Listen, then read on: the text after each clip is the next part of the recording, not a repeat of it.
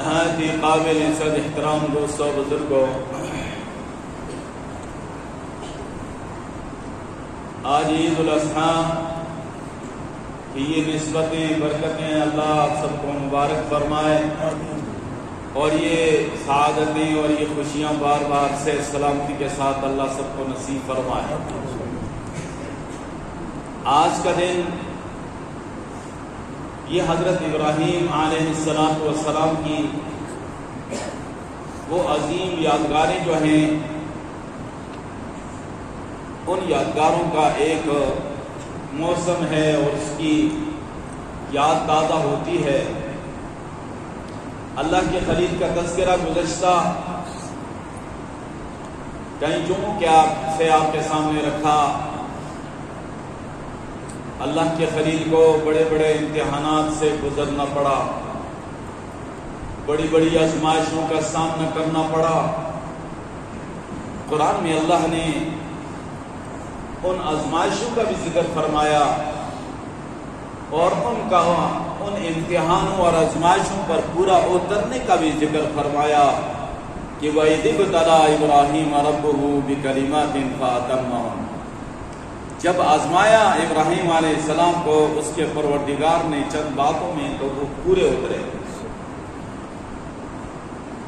سب سے پہلی آزمائش تو یہ کہ جس گھر میں پیدا ہو رہے ہیں وہ بت پرستوں کا گھر صرف نہیں، وہ بت فروشوں کا گھر ہے، اور دوسرے لفظوں میں وہ ایک بت ساز فیکٹری ہے اور بتوں کا کارخانہ ہے، اور ان کے والد محترم وہ اس وقت کے نمرود بادشاہ کے محکمہ اوقاف کے وزیر تھے اور خاص مشیر تھے۔ ان حالات میں اللہ کے خلیل نے سب سے پہلے اپنے والد کو توحید کی دعوت دی اور سب سے پہلے کفر کے ایوانوں میں توحید کا ڈنکا بجایا، قوم کے سامنے حق بات کو بیان کیا، توحید کو بیان کیا، اور وقت کے حاکم کے سامنے ان کی آنکھوں میں آنکھیں ڈال کر نمرود کے سامنے اللہ کی وحدانیت کو بیان کیا۔ جب بتوں کو توڑا پوری قوم غصے میں آ گئی اور دلائل کی دنیا میں ناکام ہونے کے باوجود اللہ کے خلیل کو جلانے کے منصوبے ہونے لگے اور اس کے لیے تیاریاں ہونے لگی۔ وقت کے حاکم نے کہا کہ یہ کون ہے؟ اکیلا انسان ہے جس نے پوری میری سلطنت اور میری قوم کو للکارا ہے اور ہمارے معبودوں اور بتوں کو توڑا ہے، اس کو میرے سامنے لایا جائے۔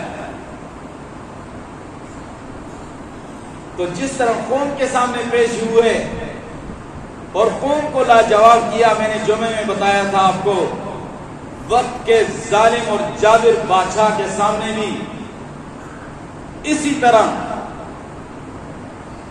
حق بات کو بلند کیا۔ نمرود جو تھا وہ جو ہے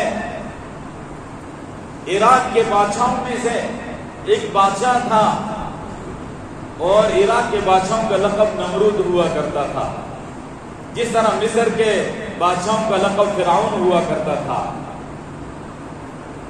اور روم کے بادشاہوں کا لقب قیصر ہوا کرتا تھا، اور فارس کے بادشاہوں کا لقب کسرا ہوا کرتا تھا۔ اسی طرح عراق کے بادشاہوں کا لقب نمرود ہوا کرتا تھا، اور یہ خدائی کا دعوے دار تھا۔ تو کہنے لگا کہ تو میرے سوا کسی اور کو معبود مانتا ہے، تیرا باپ میرا مشیر خاص ہے اور محکمہ اوقاف کا وزیر ہے اور میرا خاص باڈی گارڈ اور مصاحب ہے، اور تو یہ گستاخی کرتا ہے، کس طرف کی بات کرتا ہے؟ اسی کچھ نشانی تو بتا جس رب کی تو دعوت دیتا ہے۔ اللہ کے خلیل نے فرمایا کہ اس رب کی بات کرتا ہوں جس نے زمین و آسمان کو بنایا، اس مخلوق اور کائنات کو بنایا۔ اس نے کہا کچھ نشانی بتا۔ قرآن کہتا ہے أَلَمْ تَرَ إِلَى الَّذِي حَاجَّ إِبْرَاهِيمَ فِي رَبِّهِ أَنْ آتَاهُ اللَّهُ الْمُلْكَ۔ کیا آپ نے دیکھا اس شخص کو جو جھگڑ رہا تھا حضرت ابراہیم علیہ السلام سے اس کے رب کے بارے میں؟ ان آتاہ اللہ الملک، اس وجہ سے کہ اللہ نے اس کو حکومت عطا کر دی، ملک عطا کر دیا۔ کہنے لگا رب کی نشانی بیان کر۔ حضرت ابراہیم علیہ السلام نے فرمایا ربی الذی یحیی و یمیت، میرا رب وہ ہے جو موت بھی دیتا ہے اور زندگی بھی دیتا ہے، موت و حیات کا مالک ہے۔ آگے سے کہنے لگے قال انا احیی و امیت، میں بھی موت و حیات کا مالک ہوں، میں بھی زندگی دے سکتا ہوں، موت دے سکتا ہوں۔ ایک بے قصور شخص کو پکڑ کے کہا اس کو قتل کر دیا جائے، اور ایک وہ شخص جس پہ قتل ہونا اس کا طے ہو چکا تھا، پھانسی لٹکانا طے ہو چکا تھا، بلا کر کہا جا میں نے تیری جان بخش دی۔ ابراہیم علیہ السلام کو دیکھ کر کہنے لگا دیکھو موت و حیات کا مالک تو میں بھی ہوں۔ اللہ کے خلیل نے دیکھا کہ یہ تو ایران کا حکمران ہے اور دنیا کے 4 بڑے بادشاہوں میں سے ایک بادشاہ ہے جس کو پوری دنیا کی اس وقت کی آباد دنیا کی بادشاہت میں اتنا نادان تو نہیں ہوگا، اتنا ناسمجھ تو یہ نہیں ہوگا کہ موت و حیات کی حقیقت کو یہ نہ سمجھتا ہو۔ یہ اپنی عوام کو الجھانا چاہتا ہے، عوام کی آنکھوں میں دھول جھونکنا چاہتا ہے، میرا وقت ضائع کرنا چاہتا ہے۔ اللہ کے خلیل نے موت و حیات کے فلسفے کو بیان نہیں کیا بلکہ دوسرا سوال کر دیا۔ سن میرا رب جو اس کی نشانی اور صفت یہ ہے، فرمایا فَإِنَّ اللَّهَ يَأْتِي بِالشَّمْسِ مِنَ الْمَشْرِقِ فَأْتِ بِهَا مِنَ الْمَغْرِبِ، میرا رب جو ہے مشرق سے سورج کو طلوع کرتا ہے، مغرب سے غروب کرتا ہے، تم مغرب سے سورج طلوع کر کے دکھا دے۔ فَبُهِتَ الَّذِي كَفَرَ وَاللَّهُ لَا يَهْدِي الْقَوْمَ الظَّالِمِينَ،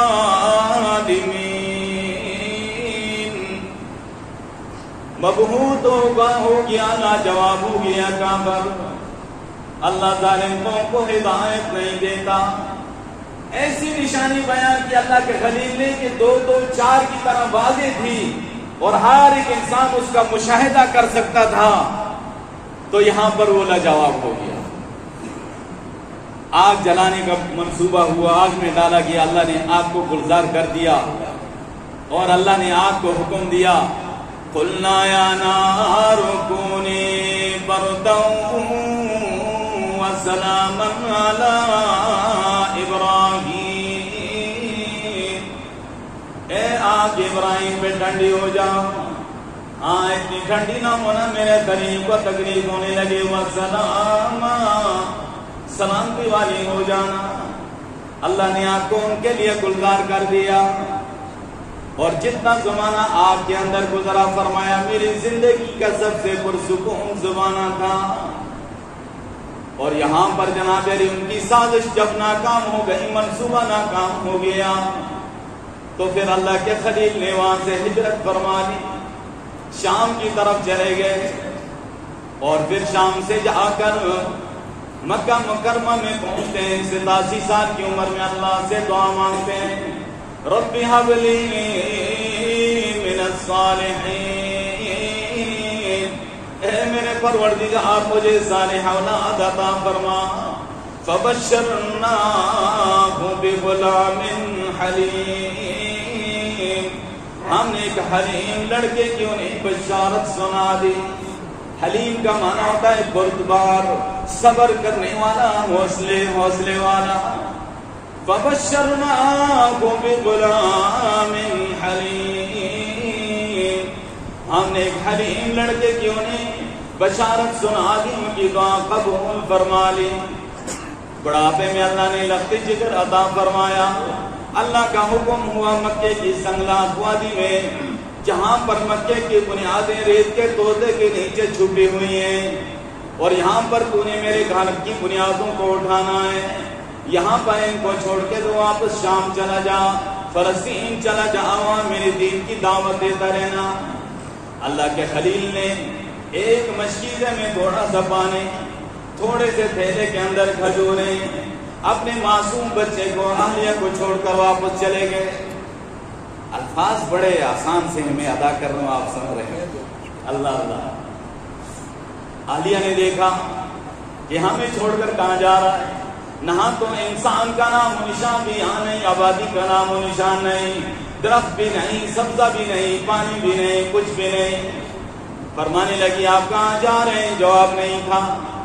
دوبارہ فرمایا اللہ کا حکم ہے؟ فرمایا ہاں میرے اللہ کا حکم ہے. فرمایا کہ پھر جائیے آپ، اللہ ہمیں ضائع نہیں کرے گا. اذن لا یضیعنا، پھر تو ہمیں اللہ ضائع نہیں کرے گا. اور وہاں سے آگے جا کر جناب علی ایک پہاڑی ہے، اس کے پیچھے سے اوجل ہو گئے. اوجل ہونے کے بعد اللہ کے سامنے ہاتھ اٹھا لیے، اور اپنے اہل و عیال سے جب اوجل ہوئے تو پھر اللہ کے سامنے ہاتھ اٹھا لیے، پھر اللہ کے سامنے دعا کرنے لگ گئے. اللہ اکبر. وَإِذْ قَالَ إِبْرَاهِيمُ رَبِّ اجْعَلْ هَٰذَا الْبَلَدَ آمِنًا وَاجْنُبْنِي وَبَنِيَّ أَن نَّعْبُدَ الْأَصْنَامَ رَبِّ إِنَّهُنَّ أَضْلَلْنَ كَثِيرًا مِّنَ النَّاسِ فَمَن تَبِعَنِي فَإِنَّهُ مِنِّي وَمَنْ عَصَانِي فَإِنَّكَ غَفُورٌ رَحِيمٌ. دعا کا خاص حصہ یہاں سے شروع رہا ہے. ربنا انی اسکنت من ذریتی بواد غیر ذی زرع عند بیتک المحرم ربنا لیقیموا الصلاة فاجعل أفئدة من الناس تهوی الیہم وارزقهم من الثمرات لعلهم يشكرون. اے میرے پروردگار، میں اپنی بعض اولاد کو اس سنگلاخ وادی میں جہاں پر وادی غیر ذی زرع ہے تیرے محترم گھر کے پاس پھرا دیا. ربنا لیقیموا الصلاة، اے پروردگار اس لیے تاکہ یہ نماز قائم کرے. وَجَعَلْنَا فِدَةً مِّنَ النَّاسِ، بعض لوگوں کے دلوں کے ان کی طرف مائل فرما لیجیے.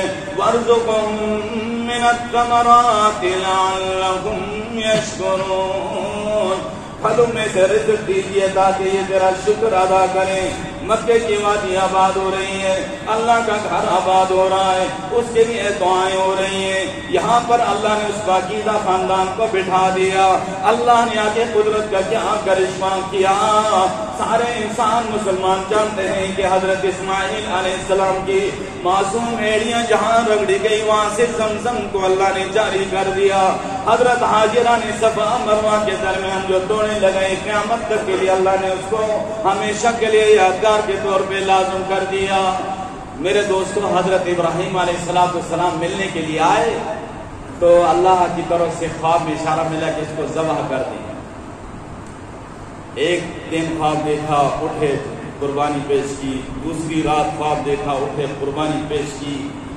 تیسری رات خواب دیکھا تو سمجھ گئے میرا اللہ یہی چاہتا ہے. اور اب اپنے بیٹے کو تو اعتماد میں لینا تھا. قرآن کہتا ہے فَلَمَّا بَلَغَ مَعَهُ السَّعْيَ قَالَ يَا بُنَيَّ إِنِّي أَرَىٰ فِي الْمَنَامِ.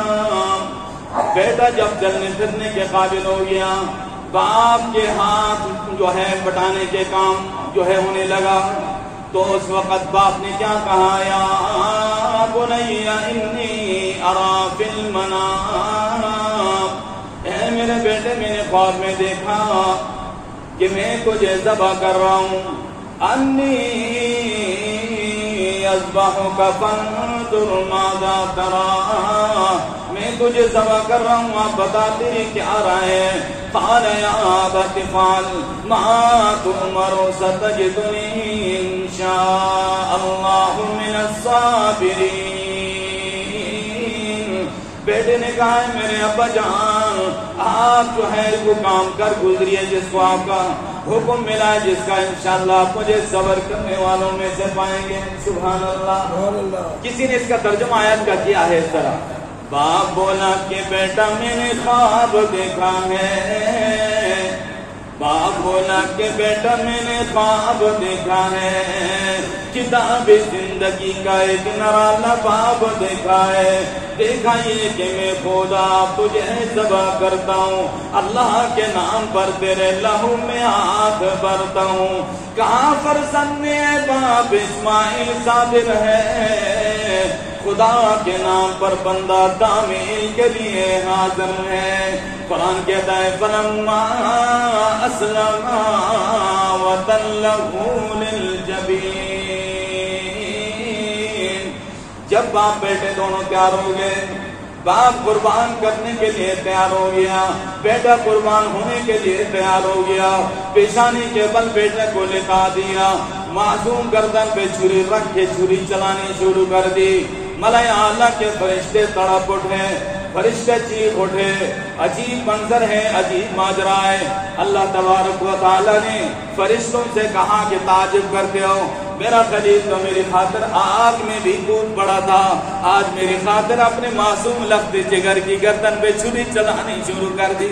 حفیظ جلندری نے غالباً کہا زمین سے میں پڑی تھی، زمین سے میں پڑی تھی، آسمان ساکن تھا بچارا، اس سے بشتر نہ دیکھا تھا، حیرت گئے نظارہ، باپ تھا مطمئن، بیٹے کے چہرے پر بہاری تھی، چھری حلقوں میں اسماعیل پر چلنے کی باری تھی کہ اللہ کی طرف سے آواز آ گئی وَنَادَيْنَاهُ يَا إِبْرَاهِيمُ، ہم نے آواز دی ہے ابراہیم، قد صدقت الرؤیا، تو نے اپنے خواب کو سچا کر دکھایا، اِنَّا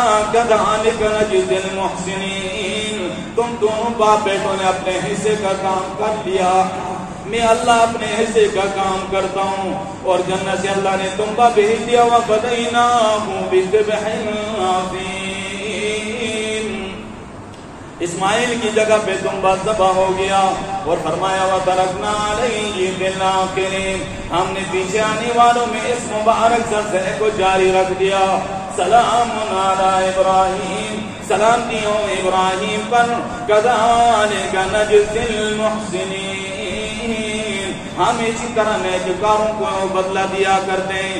اللہ کے خلیل کی وہ ادا اللہ کو اتنی پسند آئی، قیامت تک کے لیے مسلمان آج جانور ذبح کرتے ہیں، قربانی پیش کرتے ہیں، اور یہ ایسا ہی اجر اور ثواب ہے گویا کہ کوئی شخص اپنے لخت جگر کو اللہ کے لیے قربان کر رہا۔ اور میرے دوستوں، اللہ نے اولاد کے بدلے میں جانور کی قربانی کو قبول کر لیا ہے۔ اللہ کامل اخلاص کے ساتھ یہ عمل کرنے کی توفیق عطا فرما دے۔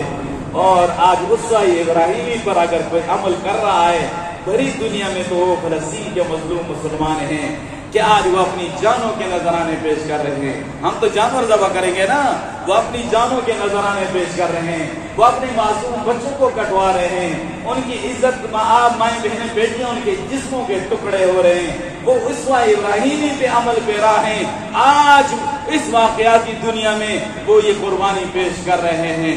اپنے ان مظلوم بہن بھائیوں کو دعاؤں میں یاد رکھو، جس حد تک ہو سکے ان کے ساتھ تعاون کرو، اور یہ دشمنان اسلام کی جو مصنوعات ہیں ان کا بائیکاٹ کرو، ورنہ کل قیامت کے دن اللہ کے سامنے ہمیں جواب دہ ہونا پڑے گا۔ تو ان مبارک لمحات میں ہم ان کے لیے بھی دعا کریں، اور جناب علی جو ہو سکے تعاون ان کے ساتھ کریں، اور جو دشمن ان کی مصنوعات ہم خریدتے ہیں اور اس سے وہ رقم لے کر اسلحہ خریدتے ہیں اور ان پہ گولی چلاتے ہیں، گولی تو دشمن چلاتا ہے لیکن چلانے والے ہم ہیں، چلانے کا ذریعہ ہم مسلمان بنتے ہیں۔ اس لیے سارے تہیہ کرو کہ دشمنان اسلام کی مصنوعات کی بائیکاٹ کرو گے انشاءاللہ، ان مسلمانوں کو دعا میں یاد رکھو گے انشاءاللہ، ہمارے جو اختیار میں ہم وہ کریں۔ اللہ ہمیں معاف فرما دے۔ وآخر دعوانا ان الحمدللہ رب العالمین۔